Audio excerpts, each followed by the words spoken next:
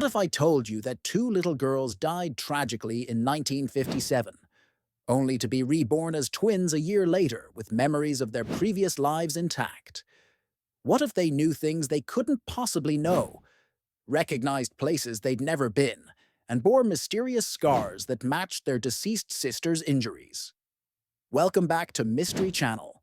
I'm Sarah, and today we're exploring one of the most documented and debated cases of alleged reincarnation in modern history. The story of the Pollock twins has baffled researchers, believers, and skeptics for over 60 years. Our story begins in the small English town of Hexham, Northumberland, in 1957. John and Florence Pollock were a Catholic family with two young daughters, 11-year-old Joanna and 6-year-old Jacqueline. On May 5th, 1957, the sisters were walking to church with a friend, 9-year-old Anthony Layton, when tragedy struck. A local woman named Marjorie Wynne, who had been taking amphetamines and was reportedly in a psychotic state, deliberately drove her car into the three children. All three were killed instantly. The entire community was devastated. John Pollock, a devout Catholic, struggled with his faith. But then something extraordinary happened that would change everything he believed about life and death. Despite the Catholic Church's teachings against reincarnation, John became convinced that his daughters would return to him.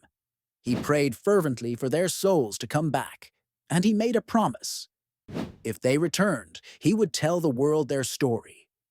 Florence was pregnant at the time of the accident, and John became convinced she was carrying the souls of their lost daughters.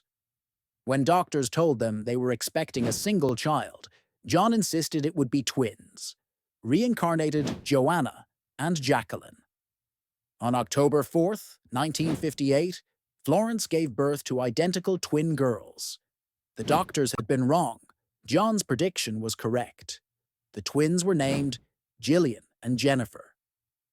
But the strangeness was just beginning. Jennifer, the younger twin by 10 minutes, was born with a thin white line across her forehead, exactly where Jacqueline had received a scar from falling off her bicycle years earlier. Even more shocking, Jennifer had a distinctive birthmark on her left hip, in the exact same location where Jacqueline had a birthmark. The odds of these matching marks appearing by coincidence were astronomical, but John Pollock was convinced this was just the beginning of the evidence that would prove his daughters had returned. As the twins grew, their behavior became increasingly puzzling. Despite being identical, they displayed completely different personalities that seemed to mirror their deceased sisters perfectly. Gillian, like Joanna, was the natural leader, confident, outgoing, and protective of her sister. Jennifer, like Jacqueline, was quieter, more dependent, and often looked to her twin for guidance. But it was their knowledge that truly stunned their parents. When the twins were just 2 years old, they began asking for toys that had belonged to Joanna and Jacqueline, toys that had been packed away and never mentioned in their presence. They knew the names of the toys and could describe them in detail. "Where's Mary?" Jennifer would ask, referring to Jacqueline's favorite doll. "And where's Suzanne?" Gillian would add, naming Joanna's doll. These toys had been stored in the attic for years. The twins also demonstrated knowledge of places they had never been. When the family moved back to their old neighborhood when the twins were 3, they immediately recognized locations and could navigate streets they had never walked down. They pointed to their old school and said, "That's where we used to go." They identified the sweet shop where Joanna and Jacqueline had been regular customers, and they even knew which sweets the older girls had preferred.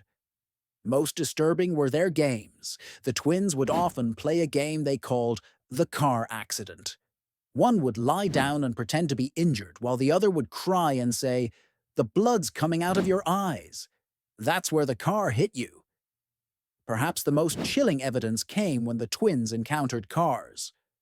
Both girls displayed an inexplicable terror of automobiles that couldn't be explained by their upbringing. They would scream and cling to their parents whenever a car approached too quickly. Once, when they heard a car backfire, both twins threw themselves to the ground and screamed, "The car! The car is coming to get us." This fear was so specific and intense that it seemed to go beyond normal childhood anxiety. The twins also recognized people they had never met before. When they encountered friends of Joanna and Jacqueline, they would greet them by name and ask about specific details of their shared experiences with the deceased girls. One family friend, Dorothy, was shocked when 4-year-old Gillian ran up to her and said, "Hello, Dorothy. Do you still live in the same house?" Dorothy had moved since the older girls died and had never met the twins before. Word of the Pollock twins spread, and they caught the attention of Dr. Ian Stevenson, a psychiatrist at the University of Virginia who specialized in studying cases of alleged reincarnation. Dr. Stevenson interviewed the family extensively and documented over 30 specific pieces of knowledge that the twins possessed about the lives of Joanna and Jacqueline. He found no normal way they could have acquired this information. The case became one of the most thoroughly documented alleged reincarnation cases in Western literature. Dr. Stevenson noted that the twins' memories seemed to fade as they got older, which aligned with patterns he had observed in other cases. By the time the twins reached school age, their mysterious knowledge began to disappear. The intense fear of cars gradually lessened, and they stopped referring to events from their previous lives. The Pollock twin case has divided experts for decades. Believers point to the specific nature of their knowledge, the matching physical marks, and the consistency of their claims as evidence that consciousness can survive death and return in new bodies. Skeptics argue that the parents, grieving and desperate for their daughters to return, may have unconsciously provided cues and information to the twins. They suggest that John Pollock's strong belief in reincarnation could have influenced how he interpreted normal childhood behavior. Some psychologists propose that the twins may have absorbed information from overheard conversations, photographs, or stories told in their presence, even if the parents don't remember sharing these details. However, defenders of the case argue that this explanation doesn't account for the birthmarks, the twins' specific fears, or their recognition of people and places they had never encountered. Today, Gillian and Jennifer Pollock are in their 60s and live normal lives. They have stated that they don't remember the experiences that fascinated researchers during their childhood, which supporters say is typical of reincarnation cases. The case remains one of the most compelling pieces of evidence cited by those who believe in reincarnation, while skeptics continue to search for conventional explanations.